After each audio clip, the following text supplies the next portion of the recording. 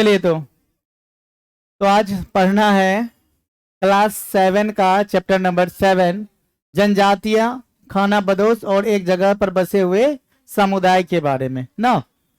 चलिए, तो ट्राइबल के बारे में पढ़ना है, खाना बदोश जो घुमक्कर लोग होते हैं उसके बारे में पढ़ेंगे। ठीक है, तो ये क्लास 7 का हिस्ट्री का कौन सा चैप्टर है?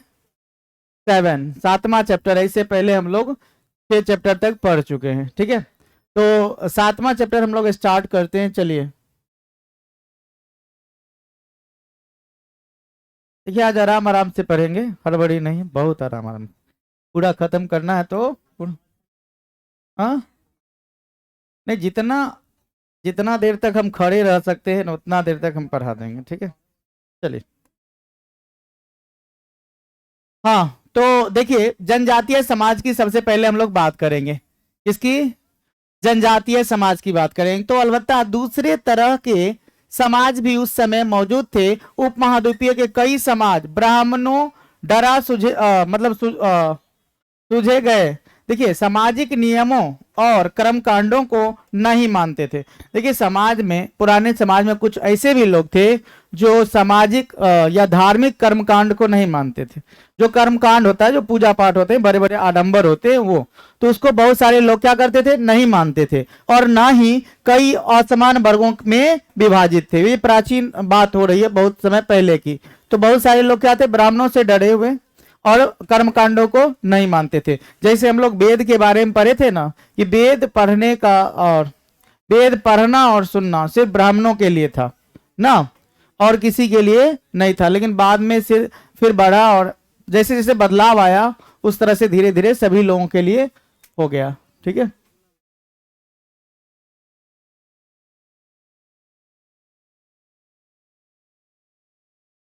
देखिए, तो हम लोग भारत की आदिवासी या जनजाति के बारे में पढ़ेंगे ना, जो हम लोग से अलग, उसका अलग दुनिया है ना। जो ट्राइबल एरिया होता है उसका एक अलग दुनिया होता है। वो भारत के नागरिक हैं या नहीं है उसको खुद पता नहीं होता ना। लेकिन अभी भी बहुत सारी जनजाति हैं जो ये नए दुनिया से मेल मिलाप रखते हुए नई दुनिया में मिल गए। लेकिन बहुत सारे ऐसे भी जनजाति क्षेत्र हैं जिसको इस दुनिया से कोई लेना देना नहीं है। उनके जो पूर्वज करते आए हैं वही सारी चीजें वो भी अभी कर रहे हैं ना। नहीं, बहुत सारे जनजातीय क्षेत्र में आधार कार्ड नहीं बना। चलिए, तो अक्सर ऐसे समाजों को जनजाति के सदस्य नातेदारी के बंधन से जुड़े होते हैं। कई जनजातियां खेती से अपना जीविकोपार्जन करते हैं। तो मतलब बहुत सारी अभी भी जनजातियां हैं जो खेती से ना, जो कि भारत प्राचीन काल से ही क्या रहा है? कृषि प्रधान रहा ना। तो कृषि प्रधान, यहाँ के लोगों का मुख्यतः आजीविका कृषि पर निर्भर था। और कृषि के साथ साथ क्या करते थे? पशुओं को पालते थे ना। कृषि के साथ साथ पशुपालन करते थे। तो जनजाति, बहुत सारे अभी ऐसी जनजाति हैं जो मुख्य रूप से पहाड़ी क्षेत्रों में रहते हैं या जंगलों में रहते हैं और जंगलों में कृषि का कार्य करते हैं, क्योंकि जंगलों में और कोई रोजगार संभव है नहीं। तो मुख्य रूप से जीविकोपार्जन के लिए कहाँ निर्भर रहते हैं? कृषि पर निर्भर रहते हैं। ठीक है, कुछ दूसरी जनजातियों के लोग शिकारी होते हैं या संग्राहक होते हैं या पशुपालक होते हैं। कुछ ऐसी भी जनजातियां हैं तो वो शिकारी है, कुछ ऐसी जनजातियां क्या है? शिकारी है, या फिर संग्राहक है, या क्या है? पशुपालक है। शिकारी का मतलब होता है पशु या पक्षियों को हाँ मार कर खाना। ठीक है, उसके बाद है संग्राहक, भोजन का संग्रहण करना। ठीक है, और ये पशुपालक, तो पशुओं को पालने वाले पशुपालक। कुछ जनजातियां खाना बदोश भी थी। खाना बदोश मतलब घुमक्कर। खाना बदोश का मतलब क्या होता है? घुमक्कर होता है। तो कुछ जो जनजातियां थी ना, वो खाना बदोश थी। इस उपमहाद्वीपीय के विभिन्न हिस्सों में कई बड़ी जनजातियां फली और फूली है। ठीक है, भारतीय उपमहाद्वीप या इस उपमहाद्वीप मतलब भारतीय उपमहाद्वीप के क्षेत्र में बहुत सारी अभी भी जनजाति, भारत में भी बहुत सारी जनजातियां, लास्ट में हम बताएंगे कि कौन कौन सी जनजातियां भारत में रहती है। ठीक है, और किन किन राज्यों में प्रमुख रूप से रहती है। तो ये पशुपालक हो गए, पशुओं को पाल रहे हैं। चलिए, इस सब में ज्यादा फिगर नहीं है, ज्योग्राफी में ज्यादा फिगर होता है समझने के लिए, यहाँ तो ऐसे ही होता है। चलिए, आगे देखिए, जनजाति लोग कौन थे? ये प्रश्न आएगा ना कि जनजाति कौन थे। ठीक है, तो देखिए, समकालीन इतिहासकारों और मुसाफिरों ने जनजातियों के बारे में बहुत कम जानकारी दी है। समकालीन इतिहासकार, उस समय के इतिहासकार, समकालीन मतलब क्या होता है, समान समय का, समकालीन का मतलब समान समय। तो उस समय के इतिहासकार और मुसाफिरों ने, मुसाफिरी मतलब घूमने वाले, जैसे एक देश से दूसरे देश गए ना, जो क्या हो गए, वो पर्यटक। तो मुसाफिरों ने जनजातियों के बारे में बहुत कम जानकारी दी है। और जनजातीय लोग भारत के लगभग हर क्षेत्र में पाए जाते थे पहले, अभी भी हैं। जनजातीय लोग भारत के हर क्षेत्र में पाए जाते थे। इनका इलाका और प्रभाव समय के साथ साथ क्या रहता था, बदलता रहता था हमेशा। आज यहाँ रुके, कल यहाँ से यहाँ भोजन समाप्त हो गया तो फिर दूसरे जगह चले गए, फिर वहां भोजन समाप्त हो गया, तीसरे जगह चले गए। तो घुमक्कर जीवन व्यतीत करते थे। उनका इलाका और प्रभाव समय के साथ साथ क्या होता था, बदलता रहता था ना। पंजाब में कौन सा जनजाति, खोखर जनजाति, याद रखिएगा, ये पंजाब की जनजाति है खोखर, ठीक है। 13वीं 14वीं सदी के दौरान बहुत प्रभावशाली हुआ करते थे। जो यहाँ पंजाब की जनजाति, याद रखिएगा क्या नाम था उसका, हाँ खोखर, ये पंजाब की जनजाति खोखर, ठीक है। ये 13वीं से 14वीं शताब्दी में बहुत प्रभावशाली हुआ करते थे, बहुत प्रभाव था इसका, ठीक है, इस जनजाति का। चलिए,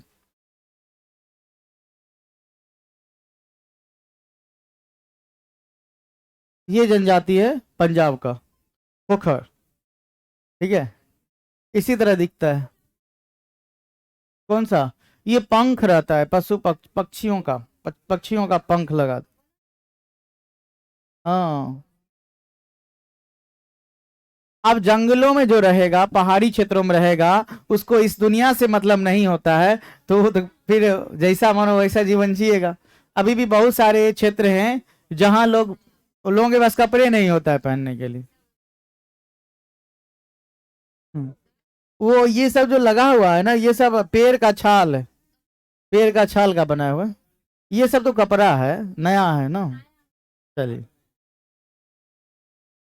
हाँ हाँ, अब धीरे धीरे आधुनिक हो रहा है ना। अब धीरे धीरे लोगों को देखता होगा ना तो बदलाव आता है। जैसे पुराने फिल्मों में आप देखिए, कितना बड़ा बड़ा मतलब लोगों का, अब कितना टाइट टाइट हो रहा है। पहले फैला हुआ था, फिर टाइट हो गया, फिर फैलेगा, फिर टाइट होगा, यही चलता रहेगा, ये चक्र है।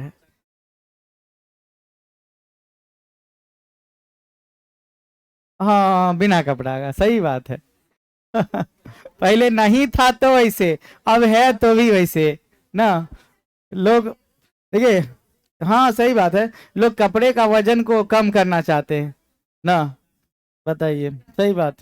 तो सबसे अच्छा उनके लिए क्या, ट्रैवल एरिया है। आराम से ट्रैवल एरिया में जाइए, मिल के रहिएगा, है कि नहीं। लगेगा ही नहीं कि हम लोग आधुनिक से आए और वो ट्रैवल है, एकदम जैसे ये रंग रूप है ना, ऐसे घुल मिल जाना है। देखिए कपड़ा कहाँ है, कम पहने हुए हैं, इतना हम काम चल जाएगा। आदत है, शरीर, आप देखिएगा, जिसके पास कपड़ा नहीं होता है वो भी ठंडा में जीवन यापन कर लेता है। अब देखिएगा, ठंडा नहीं, आप जितना अधिक कपड़ा पहनिएगा आपको उतना ही अधिक ठंडा लगेगा। तो हाँ, एक आदमी है जो डेली सवेरे सवेरे, ठंडा हो या गर्मी, नदी में नहाने वाला, नदी में नहाता डेली, और ऐसे ही खोल के, हाँ डेली नहाता है, उसको कुछ नहीं होता, क्योंकि जो वातावरण है ना वो हमारे शरीर, शरीर हमारा है ना वातावरण के अनुकूल हो जाता है। और जब शरीर अनुकूल हो जाएगा तो शरीर को कुछ नहीं होगा। अब पूरा एकदम बांध के रखे हुए, एकाएक खोले, बस हो गया काम खत्म। तो ठंडा मार देगा एकदम। चलिए, बहुत आदमी के, जिसके पास नहीं होता है कपड़ा, वो तो किसी तरह जीवन यापन कर ही लेता है ना। चलिए, अब वो क्या बोलते हैं, पूस की रात है वो कहानी था ना, उसमें देखिए, उसमें भी उसके पास कपड़ा नहीं होता था। चलिए, तो कहाँ की बात कर रहे थे हम लोग, पंजाब की बात कर रहे थे ना। तो यहाँ बाद में एक और लोग आए, क्या नाम था, गख्खर लोग, ज्यादा महत्वपूर्ण हो गए थे। पहले कौन सा, खोखर, अब कौन सा, हाँ ये ज्यादा। उनके मुखिया कमाल खान गख्खर को बादशाह अकबर ने मनसबदार बनाया था। देखिए यहाँ पर, देखिए क्या नाम था इसका, कमाल खान गख्खर, और इसको अकबर ने मनसबदार बनाया था। मनसबदार का पोस्ट ऊंचा होता था, ठीक है। उत्तर पश्चिम में एक और विशाल शक्तिशाली जनजाति थी जिसका नाम बलोच था। उत्तर पश्चिम बलूचिस्तान से ही संबंधित है ना। उत्तर पश्चिम में आप अगर जाइएगा कहा, उत्तर पश्चिम में क्या होगा वो बताए थे ना।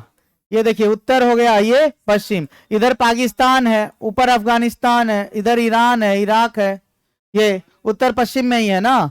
तो इधर देखिए बलूचिस्तान, मतलब बलूच लोग बलूचिस्तान से ही थे, तो बलूचिस्तान में हम लोग देखेंगे तो बलूच ये क्या था, सबसे विशाल जनजाति था बलूच। अब तो आ गए ना, जो समाज है उसमें आ गए ये सब। ये लोग अलग मुखियों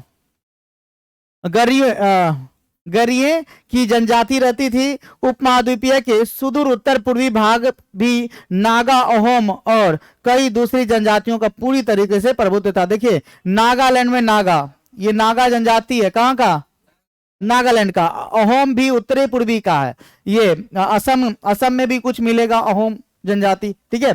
तो ये सब भी जनजाति। देखिए यहाँ पर दो चीज है, पहले हम लोग देखे उत्तर और पश्चिम में कौन सा, बलूच। बलूच ये सबसे प्रभावशाली शक्तिशाली जनजाति था।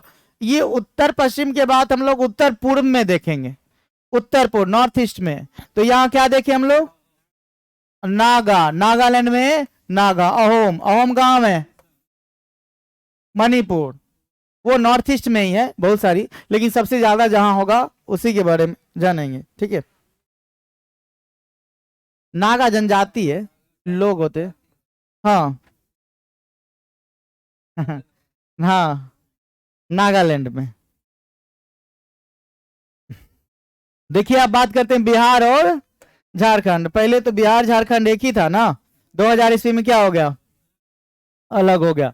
तो बिहार और झारखंड की बात करते हैं जनजातीय मामले में। तो बिहार और झारखंड में 12वीं सदी तक चेर सरदार शाहियों का उदय हो चुका था। किसका, चेर, ठीक है।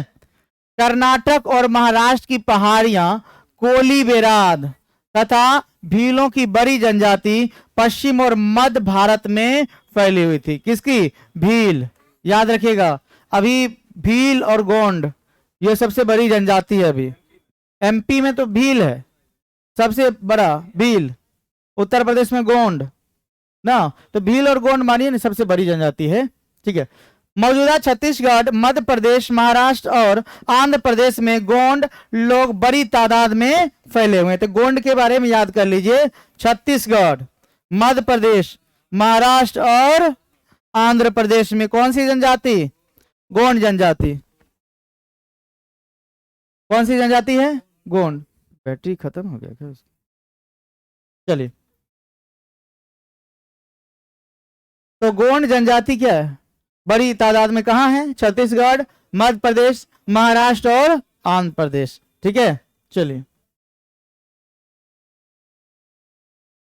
देखिए खाना बदोश और घुमंतु लोग कैसे रहते थे, इनके रहने का कुछ आश्रय होगा ना। आदि मानव कैसे रहते थे, आदि मानव कहाँ रहते थे, पेड़ पर या गुफाओं में ना। दिन भर पेड़ पर रहते तो रात में गुफाओं में, या रात में भी पेड़ पर रहते थे और बारिश के दिनों में या ठंडक के दिनों में कहाँ, गुफाओं में रहते थे ना। जानवर के साथ, एक तरफ जानवर देख रहा होता था आदि मानव को, एक तरफ लोग आदि मानव देख रहा होता था जानवर को, सामने सामने दोनों। लेकिन एक दूसरे को बचना था ठंडा से और वर्षा से, इसलिए एक दूसरे पर वो आक्रमण नहीं करते थे, ठीक है। चलिए तो बात करते हैं खाना बदोश और घुमंतु लोग कैसे रहते थे। देखिए खाना बदोश चरवाहे अपने जानवरों के साथ दूर दूर घूमते थे, ठीक है, दूर दूर घूमते थे। उनका जीवन दूध और अन्य पशुचारी उत्पादों पर निर्भर था ना। घूम घूम कर वो जीवन यापन करते थे और मुख्य रूप से उनका जो उनका जीवन किस पर था, दूध और पशुओं से प्राप्त उत्पादों पर, ठीक है। जो खेतीहर गृहस्थों से अनाज, कपड़े और ऐसी ही चीजों के लिए ऊन, घी इत्यादि का विनिमय भी करते थे, ठीक है। विनिमय मतलब क्या होता है, लेन देन, विनिमय मतलब लेन देन। ये जो ले जाते थे ना, इसके बदले ऊन और घी के बदले क्या, अनाज, कपड़े मिलता था ना, इसी से क्या होता था, हाँ लेन देन हो जाता था। क्योंकि ये तो इनका जगह अस्थाई नहीं था ना, ये घुमंकर घुमक्कर जीवन, घुमंतु नाम ही है घुमंतु, खाना बदोश, मतलब हमेशा घूम घूम के खाना इकट्ठा करने वाले संग्राहक ये सब थे ना। मतलब कहीं जाके अभी भी हम लोग देखते हैं ना, हाँ वो सब देखते हैं ना कि कहीं 10 दिन लगाया और आसपास के एरिया में चंदा मांगा, वहां से हो गया खत्म, पूरा एरिया इकट्ठा हो गया, वहां से उठा किसी और एरिया में जाएगा ना। तो घुमक्कर लोग, ठीक है, घूम घूम के जीवन यापन करते हैं। चलिए, बंजारा लोग सबसे महत्वपूर्ण व्यापारी खाना बदोश थे, याद रखिएगा बंजारा जो थे ना वो सबसे महत्वपूर्ण खाना बदोश में से एक थे। कौन सा?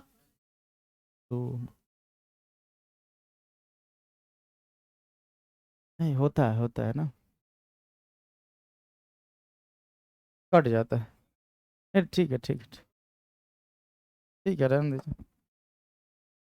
देखिए, तो बंजारा की बात करते हैं तो बंजारा लोग सबसे महत्वपूर्ण व्यापारी खाना बदोश थे। सबसे महत्वपूर्ण व्यापारी, समझ रहे हैं ना, वही आदान प्रदान करने वाले, विनिमय, वस्तु विनिमय प्रणाली उस समय थी, क्योंकि पैसा तो लोगों के पास था नहीं, तो वस्तु से वस्तु का लेन देन चल रहा था ना।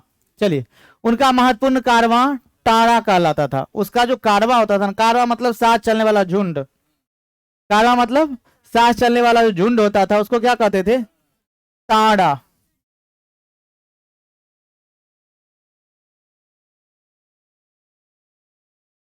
क्या है? टोंडा है ना, ये टोंडा, टांडा, अच्छा ये टोंडा, ये टोंडा, ठीक है। चलिए, वो देख लीजिए टांडा टोंडा, हाँ वो टांडा टोंडा जो है देख लीजिए, टांडे है ना, ये टांडा है ना, ठीक है। चलिए, तो देखिए उसका जो कारवा चलता था ना, किसका? बंजारे लोगों का, बंजारे लोगों का जो कारवा चलता था, ये बंजारे लोगों का जो कारवा चलता था इसको क्या कहा जाता था? टांडा, ठीक है।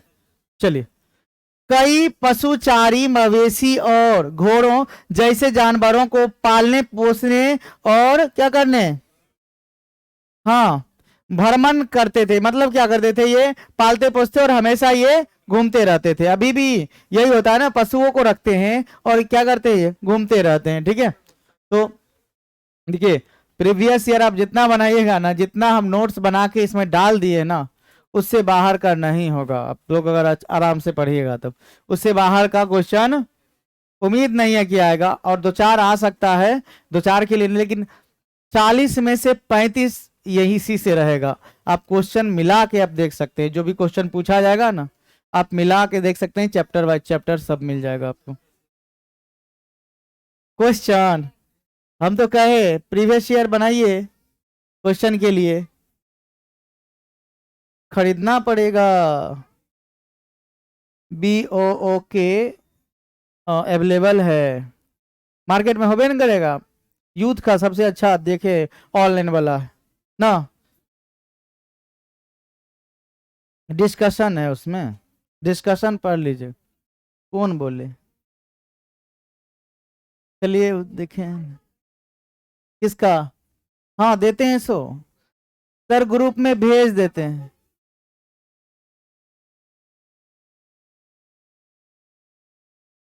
यही तो बुक वाला है,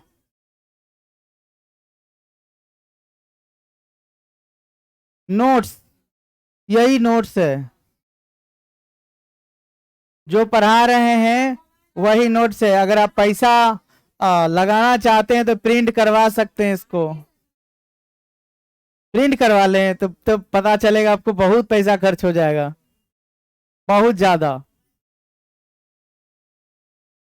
मोबाइल, चलिए, बदलता समाज, नई जनजातियां और श्रेणियां की बात करते हैं। जैसे जैसे समय में बदलाव आया उस तरह समाज में भी बदलाव आया, और जनजातीय लोगों के अंदर भी क्या होगा?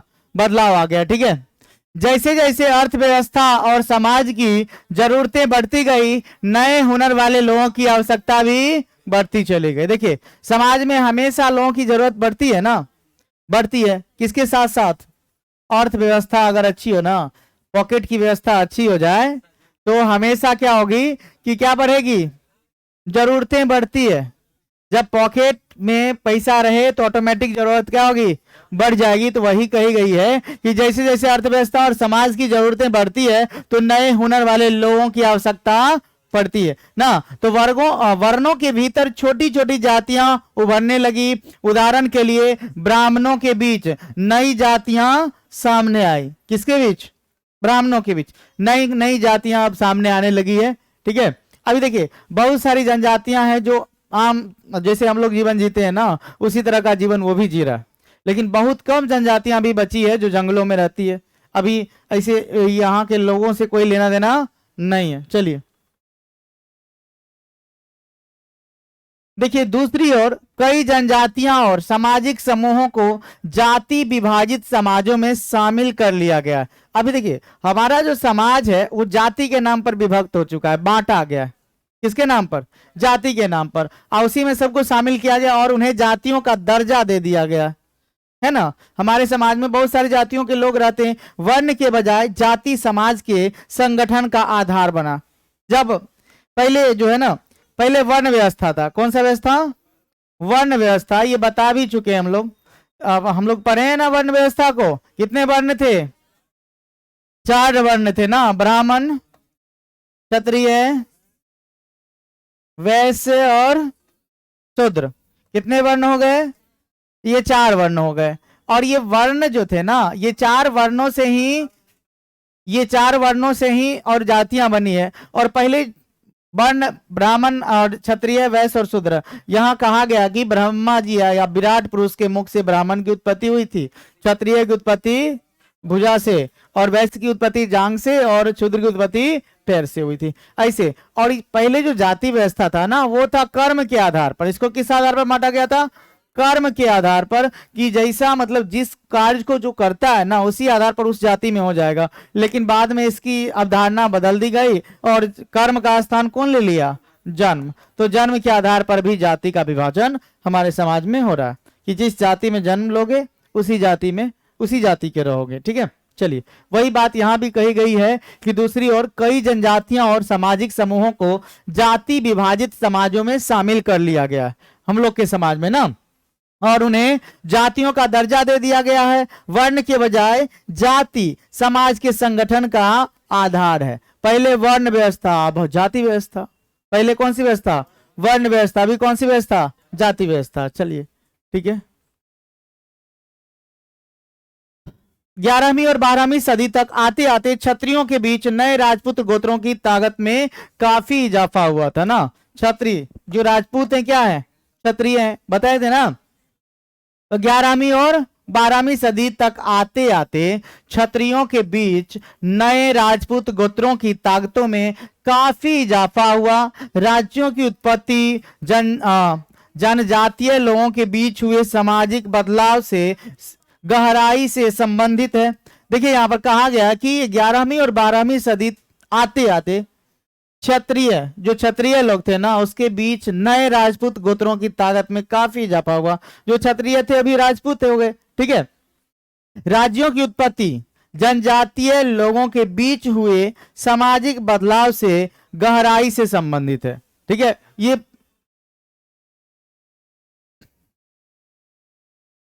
अब देखिए नजदीक से एक नजर हम लोग देखते हैं। नजदीक से एक नजर। गर्मी तो हमको लगना चाहिए था। चलिए देखिए नजदीक से एक नजर हम लोग देखेंगे तो गोंड लोग कहाँ? गोंडवाना नामक विशाल वन प्रदेश में रहते थे। अभी गोंडवाना क्षेत्र कहाँ? उसी के आसपास। ठीक है। वे स्थानांतरित कृषि अर्थात जगह बदल बदल कर खेती करते थे। देखिए स्थानांतरित कृषि पढ़ाए थे ना। क्या हो गया कि आज यहाँ खेती कर ली और फिर कुछ इसको क्या करते थे? छोड़ देते थे और दूसरे जगह करते थे ना। जगह बदल बदल कर क्या करते थे?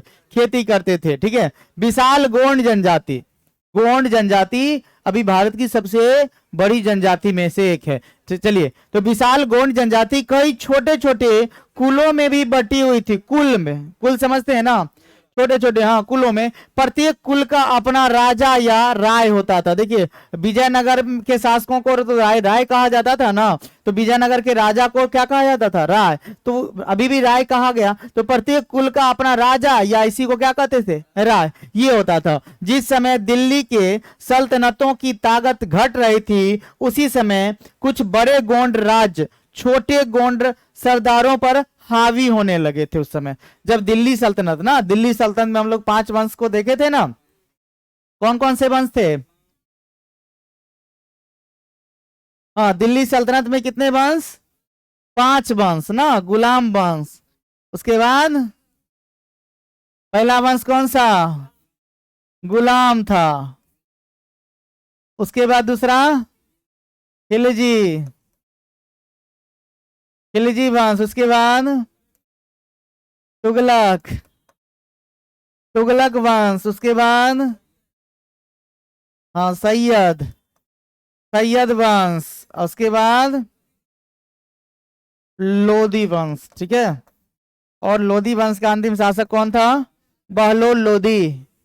और बहलोल लोधी को बाबर ने हराया था और मुगल वंश की स्थापना की थी ना। तो गुलाम वंश हम लोग कब से कब तक देखे थे? 1206 से 1290, 1290 से 1320, 1320 से 1414, 1414 से 1451 और 1451 से 1526। ये हाँ तो इब्राहिम लोधी की तो बात कर रहे हैं ना। ओ सॉरी, इसका संस्थापक बहलोल लोधी था। ठीक है। लोधी वंश का संस्थापक बहलोल लोधी, अंतिम शासक इब्राहिम लोधी था जिसको बाबर ने पानीपत के युद्ध में हराया था। ठीक है। तो गुलाम वंश के संस्थापक कुतुबुद्दीन ऐबक जो मोहम्मद गोरी का गुलाम था। खिलजी वंश का कौन सा? जलालुद्दीन। हाँ। तुगलक वंश गयासुद्दीन तुगलक। सैयद वंश का खिज्र खां और लोधी वंश का बहलोल लोधी। ठीक है। ये संस्थापक, ये सब तो लिखा चुके हैं पहले, थोड़ा बीच बीच में आ जाता है तो रिवीजन हो जाता है। ठीक है। चलिए ये शासन काल थोड़ा याद रखिएगा आप लोग ना। क्या याद रहेगा? पूछे ना पूछे, अब पूछ देगा उस समय खोजिएगा कहाँ था। और सबसे तब बहुत बड़ा दुख होता है जिस चीज को आप पढ़िए और एक नजर से गलती से देख लीजिए और उस समय याद नहीं कीजिए, वही क्वेश्चन आ गया एग्जाम में। ठीक है। तो फिर दिक्कत हो जाता है कि आंख से देखा हुआ नहीं बना, है कि नहीं। चलिए तो आगे की तरफ चलें। लिख लिए इसको।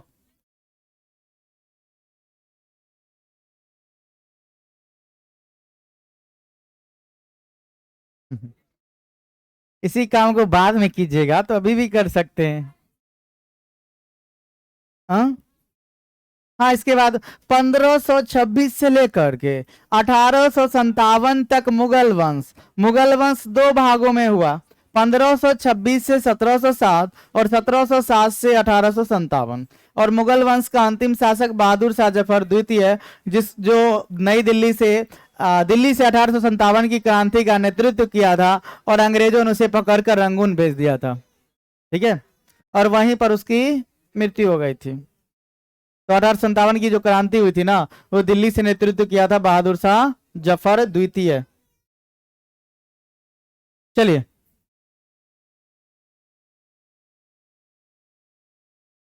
ये गोंड जनजाति है इस तरह का, ये ठीक ठाक है।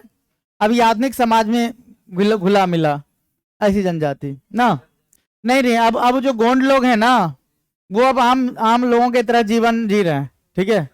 चलिए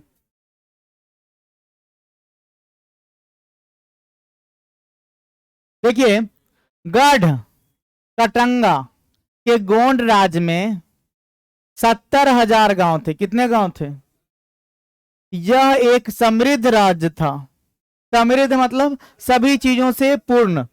गोंड सरदारों को अब राजपूतों के रूप में मान्यता प्राप्त करने की चाहत हुई कि हम भी अब राजपूत बनना चाहते हैं। कौन? गोंड के जो सरदार थे। अहोम लोग मौजूद म्यांमार से आकर 13वीं सदी में ब्रह्मपुत्र घाटी में आकर बस गए थे। अहोम कहां से आए थे याद रखिएगा। अहोम जो है ना मौजूद म्यांमार से, कहां से आए थे? म्यांमार से ही आए और कहां बस गए, ब्रह्मपुत्र नदी घाटी के आसपास के क्षेत्रों में बस गए। उन्होंने भूइयां, भूस्वामी जो लोगों की पुरानी राजनीतिक व्यवस्था का दमन करके नए राज्य की स्थापना की। कौन सा, भूइयां, ठीक है। याद रखिएगा अहोम लोग कहां से आए थे, याद रखिएगा, देखिएगा म्यांमार से आए थे, बताते हैं किधर से।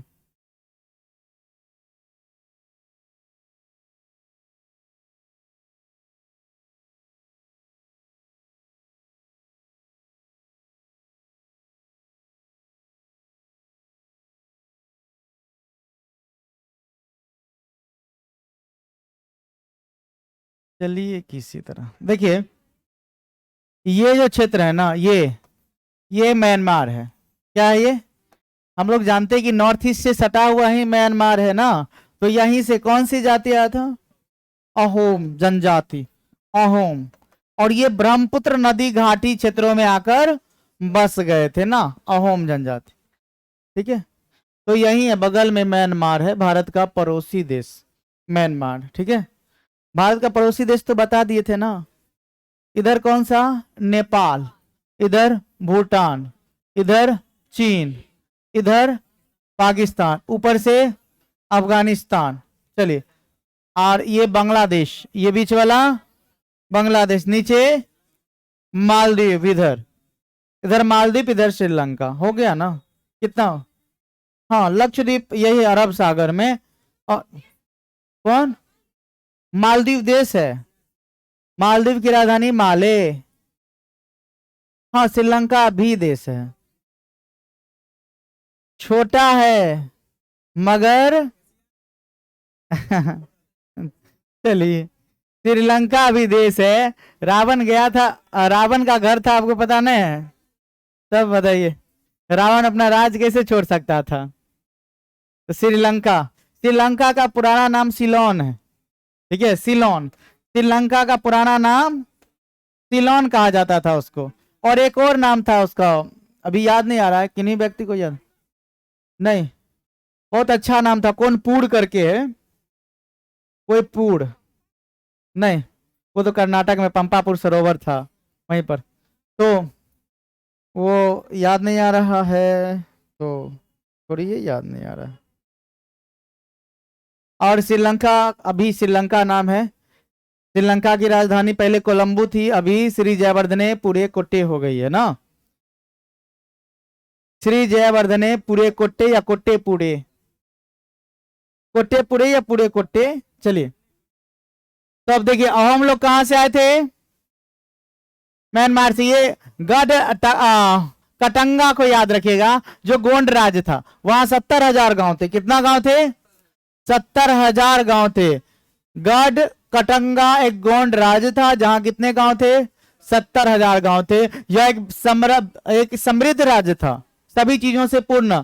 गोंड सरदारों को अब राजपूतों के रूप में मान्यता प्राप्त करने की चाहत हुई। और हम लोग कहां से, म्यांमार से आकर कहां बसे, ब्रह्मपुत्र क्षेत्र में, ठीक है। चलिए, श्री जयवर्धने पुरे कोट्टे, देखिए 16वीं सदी के दौरान उन्होंने कोच हाजो जो 1581 के राज्यों को अपने राज्य में मिला लिया। कौन, अहोम, ठीक है, अहोम की बात हो रही है। 16वीं सदी के दौरान उन्होंने कोच हाजो के राज्यों को अपने राज्य में मिला लिया। उन्होंने कई अन्य जनजातियों को भी अपने अधीन कर लिया। अहोम ने एक बड़ा राज्य बनाया और इसके लिए 1530 के दशक में ही, इतने वर्षों पहले आग्नेय अस्त्रों का इस्तेमाल किया था। आग्नेय शस्त्र समझते हैं ना, अस्त्र शस्त्र का, हाँ। 1660 तक आते आते उच्च स्तरीय बारूद और तोपों का निर्माण करने में वो सक्षम हो गए थे अहोम लोग सब, ठीक है। बताइए उस समय भी अहोम समाज कुलों में विभाजित था जिन्हें खेल कहा जाता था। अहोम समाज के कुल को क्या कहा जाता था? खेल। अहोम समाज कुलों में विभक्त था जिसको क्या कहा जाता था? खेल। शुरुआत में अहोम लोग अपने जनजातीय देवताओं की उपासना करते थे। जो जनजातीय जो देवता को मानते थे ना, उसी की क्या करते थे? उपासना करते थे। लेकिन 17वीं सदी के पूर्वार्ध में ब्राह्मणों के प्रभाव में बढ़ोतरी हुई और अहोम समाज एक अत्यंत परिष्कृत समाज था, शुद्ध समाज था। ठीक है। अहोम पहले का भारत की प्रमुख जनजाति देखिए भील जनजाति जो यहाँ प्रमुख है। इसके अलावा बहुत सारी जनजाति है, लेकिन ये सब प्रमुख जनजाति है भारत की ना। भील जनजाति, गोंड, संथाल, मुंडा, बोडो, थारू, भोटिया, नागा। देखिए भील जनजाति के बारे में अभी हम लोग पढ़े हैं, मध्य प्रदेश। गोंड जनजाति के बारे में पढ़े हैं, 2-4 राज्य में अभी पढ़े हैं ना। उसके बाद संथाल जनजाति झारखंड, ठीक है। मुंडा भी झारखंड। बोडो, बोडोलैंड असम, बोडोलैंड असम, बोडो, ठीक है। थारू जनजाति अभी मैप में देखते हैं थारू के बारे में। देखिए भोटिया जनजाति उत्तराखंड और नागा नागालैंड का।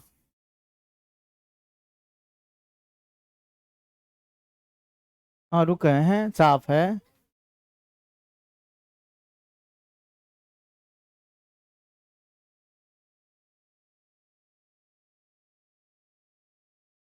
नहीं नहीं, सब पहले लोग थे।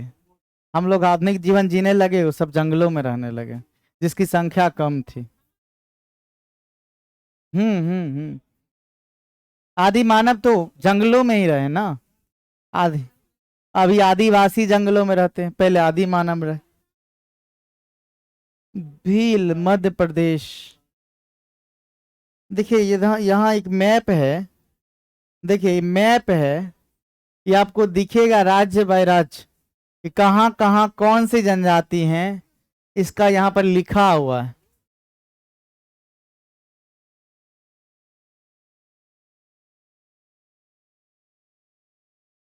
ये पीडीएफ आपके पास चला जाएगा ना। मुंडा झारखंड का, बिरसा मुंडा। संथाल विद्रोह 1855-56। हाँ सिद्धू और कान्हू किधर? ये लिख लिए ना, लिख लिए। अहोम, बोडो, बोडोलैंड असम असम और मेघालय, बोडोलैंड का काट काट मेघालय हिमाचल प्रदेश।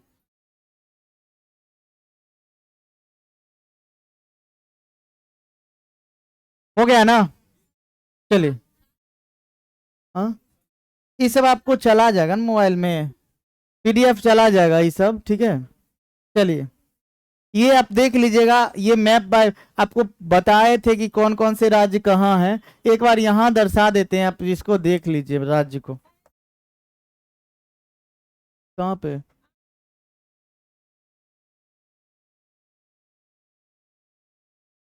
भैंस पालन, ये टोंडा, ये जनजाति है ना, ये सब जनजाति के बारे में है।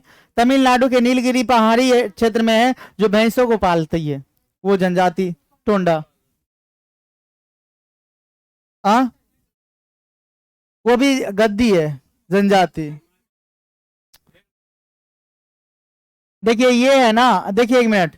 सबसे पहली बात है, आप एक मैप रखिएगा और जो स्टेट समझ में नहीं आएगा अपना देख ले जाएगा, यहाँ से मैप से सब कुछ हो जाएगा। इधर से देखिए, पहले इधर से चलिएगा, फिर इधर से चलिएगा, फिर ऊपर जाइएगा, फिर नीचे आ जाइएगा। ठीक है। देखिए यहाँ पर सबसे पहले जम्मू कश्मीर इधर हो गया, और यहाँ इस भाग को कहा गए अब क्या, लद्दाख क्षेत्र हो गया। ठीक है। और नीचे आएगा हिमाचल प्रदेश लिखा हुआ है, इसके नीचे आइएगा तो क्या है ये ये ऊपर ये ये कर्नाटक है, ये केरल, ये तमिलनाडु, ये आंध्र प्रदेश, तो सभी लोगों को तो पता है। फिर कहाँ? गोवा है यही बीच में, नीचे नीचे यहाँ पर देखिए, यहाँ गोवा है। भारतीय सब जनजाति का नाम लिखा हुआ है, जो राज्य में जो जनजाति है ना। तो इस तरह से ना ये चैप्टर हमारा खत्म हो गया। ठीक है, ये चैप्टर हमारा खत्म हो गया। कहाँ गए?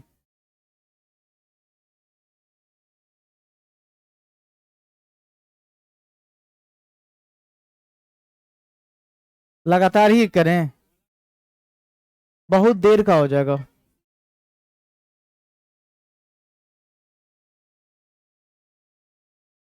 चलिए 8वां चैप्टर अब स्टार्ट करते हैं, जिसका नाम है ईश्वर से अनुराग।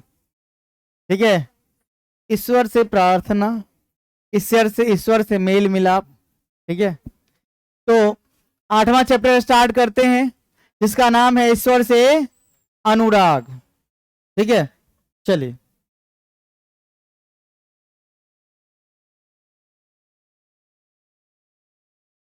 स्टार्ट करें। चलिए, ये सब भक्ति आंदोलन से जुड़ा हुआ है, रहने दीजिए, होने दीजिए डायरेक्ट। पीछे तक दिख रहा है ना, साफ साफ? थोड़ा सा लेटर का साइज छोटा है बस। अब हो गया काम। देखिए, परमेश्वर का विचार, परम है ईश्वर, परमेश्वर ना। चलिए, तो बड़े बड़े राज्यों के उदय होने से पहले भिन्न भिन्न समूह के लोग अपने अपने देवी देवताओं की पूजा करते थे ना। जो समूह के लोग थे वो अपने अपने देवी और देवताओं की पूजा करते थे। जब लोग नगरों के विकास और व्यापार तथा साम्राज्यों के माध्यम से एक साथ आते गए, तब नए नए विचार क्या होने लगे? विकसित होने लगे। जैसे जैसे सोच बदली ना भाई, या फिर जुड़ते चले गए तो विचारों का भी, लोगों का विचार भी बदलने लगा। यदि मनुष्य भक्ति भाव से परमेश्वर की शरण में जाए तो परमेश्वर व्यक्ति को इन बंधन से क्या कर देते हैं? मुक्त कर सकते हैं। ठीक है, ये बंधन से मुक्त कर सकते हैं परमेश्वर। परम जोड़ ईश्वर, परम है। चलिए, भगवत गीता के बारे में तो पता ही होगा ना। भागवत गीता कृष्ण के द्वारा कही गई है ना, और कही गई है कि इसमें जो भी बातें लिखी हुई है ना वो सब सही है।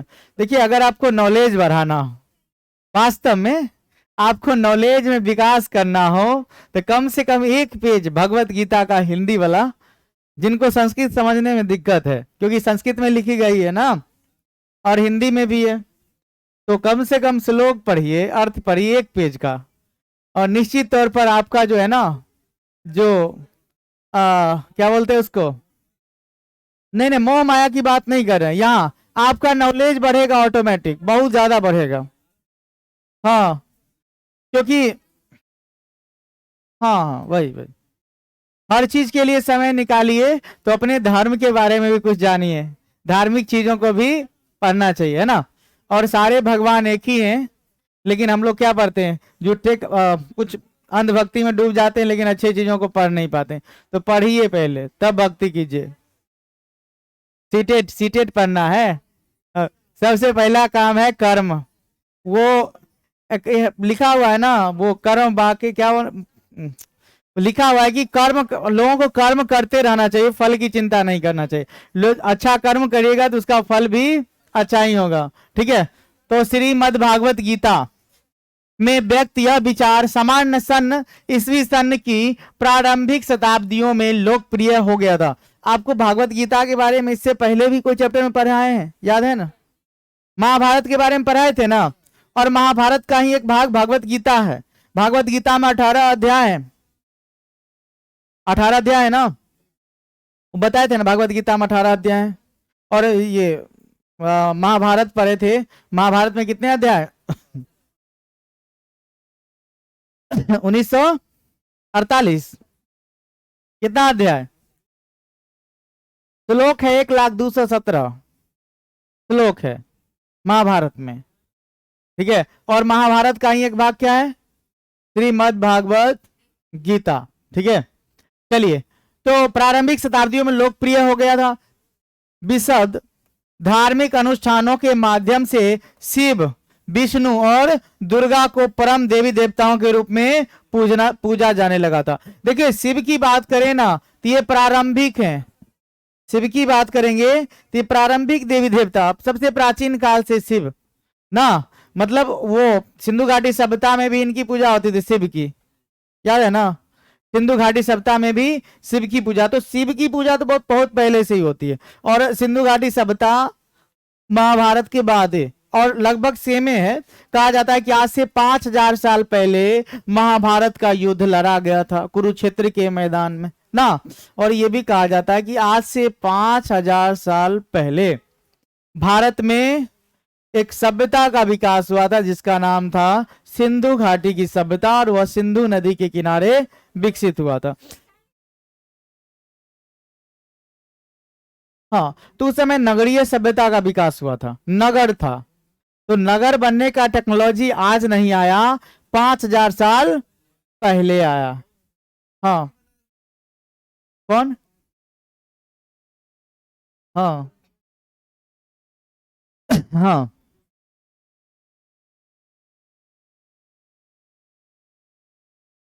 हाँ हाँ, कुछ तो हुआ तब ना सब विनाश हो गया था, और कोई साक्ष्य साक्ष्य के आधार पर। तो यहाँ देखिए, देवी देवताओं के रूप में शिव, विष्णु और दुर्गा को परम देवी देवताओं के रूप में पूजा जाने लगा था। किसको पूजा जाता था? शिव, विष्णु और किसको? दुर्गा को। चलिए,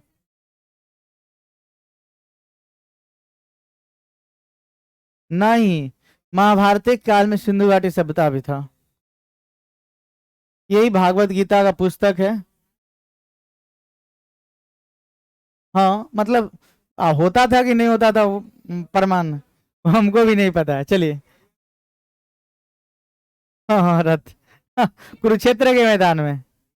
चलिए, हाँ, अब अभी हम वहां गए नहीं, ठीक है। अब जाएंगे तो जरूर देखेंगे कि लाल है, तो वीडियो बना के जरूर डालेंगे नेट पर, ठीक है। चलिए, तो ये हो गए विष्णु जी, हो गए शिव जी, और ये हो गए, चलिए, दर्शन हो गया क्लास में। चलिए हाँ, कह दीजिएगा कि सीटेट की जय ना, एक ही बार सब पास हो जाए, है कि नहीं? सभी लोग ना, इनका आशीर्वाद रहा तो सब लोग पास हो जाए, जितने लोग क्लास में मौजूद हैं। और बाहर वाले को तो कह नहीं सकते हैं क्योंकि ऑनलाइन दर्शन हो रहा होगा तो हम मिल जाएंगे। हाँ, अरे बाप रे चलिए नहीं नहीं, देखिए, जब लोग कष्ट में होता है तब भगवान को याद करते हैं, और जब कष्ट दूर होता है तो एक बार भी भगवान को याद नहीं करते। नहीं ना, होता ही है, मैक्सिमम नहीं, मैक्सिमम भूल जाते हैं, थोड़ा थोड़ा याद रखते हैं। का, काम चलिए रहा है। चलिए, भगवान के नामे से काम चलाना है, बाद बाकी कुछ नहीं। चलिए, दक्षिण भारत में भक्ति, आपको याद होगा कि दक्षिण भारत में अलवार और नैनार संत के बारे में पढ़े थे ना। जो भक्ति आंदोलन की शुरुआत हुई थी वो भारत में दक्षिण भारत से ही हुई थी ना।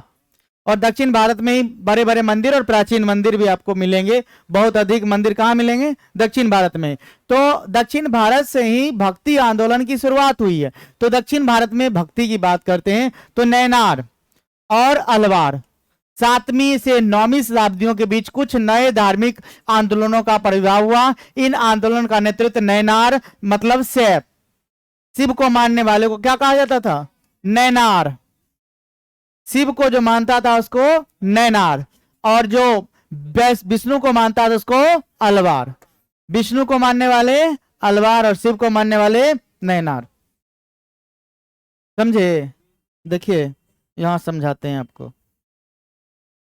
देखिए, टाइम टाइम लगेगा लेकिन आराम आराम से पढ़ेंगे, हड़बड़ाहट नहीं है, आराम आराम से चल रहा है। देखिए, तो दक्षिण भारत की बात करते हैं, जो भक्ति आंदोलन की बात थी दक्षिण भारत में ना, तो वहां मुख्य रूप से दो प्रमुख ये, एक था अलवार, अलवार, और दूसरा क्या था? नयनार। तो अलवार मतलब विष्णु को मानने वाले। किसको मानने वाले? विष्णु को मानने वाले जो थे वो अलवार कहलाए। ठीक है। और नयनार किसको मानते थे? शिव को। या शैव भी इसी को कहते थे ना, शैव या वैष्णव, शैव या वैष्णव। तो देखिए अलवार और नयनार, तो अलवार संतों की संख्या कितनी थी पता है? 12। अलवार संतों की संख्या 12 और नयनार संतों की संख्या 63। अलवार संतों की संख्या 12 और नयनार संतों की संख्या कितनी? 63। अलवार महिला संत अंडाल, अंडाल थी। अलवार में सबसे प्रमुख महिला संत कौन? अंडाल। जिस प्रकार उत्तर भारत में मीरा कृष्ण की भक्त थी ना, उसी प्रकार दक्षिण भारत में विष्णु की भक्त अंडाल थी। ठीक है, चलिए। और नयनार में कराईकल, नयनार महिला संत में कराईकल। जिस प्रकार उत्तर भारत में मीरा थी उसी प्रकार दक्षिण भारत में नयनार संत में कौन? कराईकल।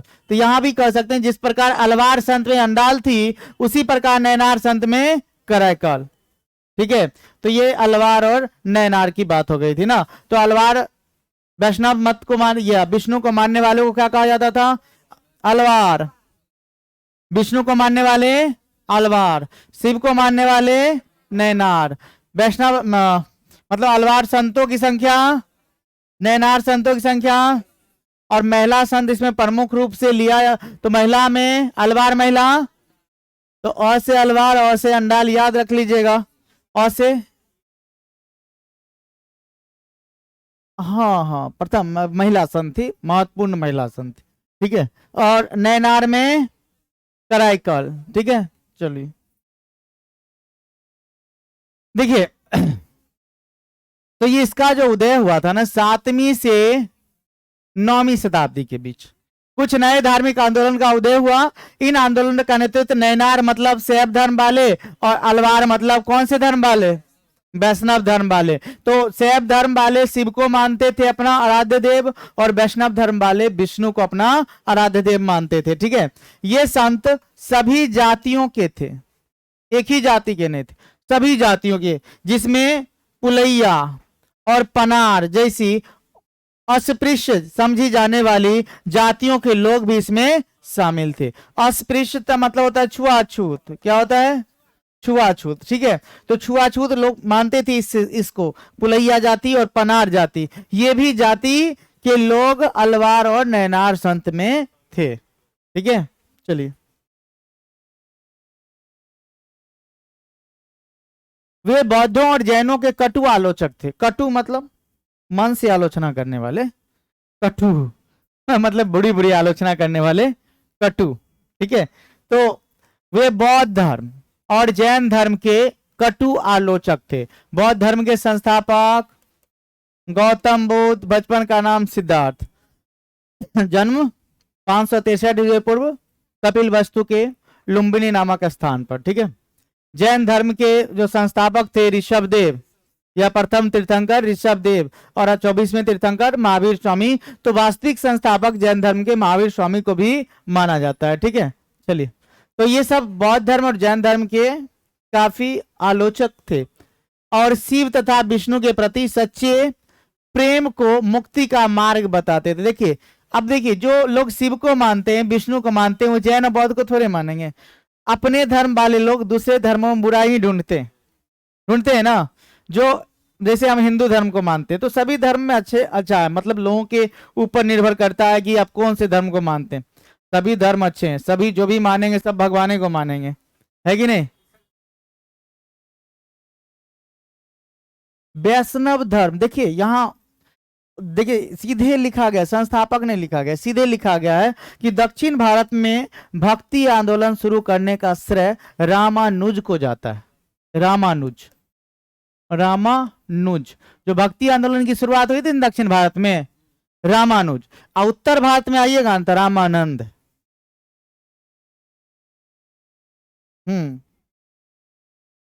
तो भद्रबाहु वो जो था ना, वो जैन मुनि था।